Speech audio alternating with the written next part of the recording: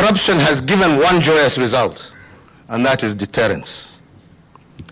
Public officers today are now reluctant to engage in corrupt practices because they are indeed afraid.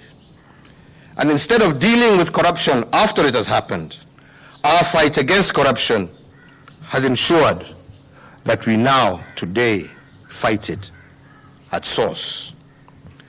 More must be done, and indeed I direct our National Intelligence Service to undertake a rigorous review of all cartel groupings that have become leeches sucking away at the blood and sweat of hard-working Kenyans.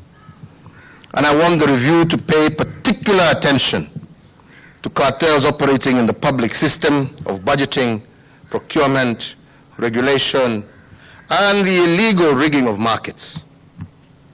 It should also put the agricultural sector under the microscope.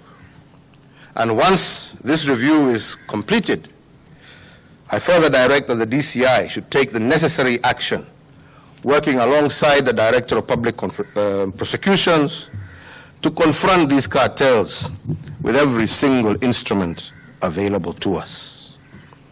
We cannot be a country anymore where those who work hard are robbed of their profit by those who are too lazy to invest and produce. And this is why I am and will continue the fight against corruption to ensure that the fruits of our labor fill every heart with thanksgiving, as indeed stated in our national anthem. I invite all Kenyans to join us, to continue working with us in this most noble effort.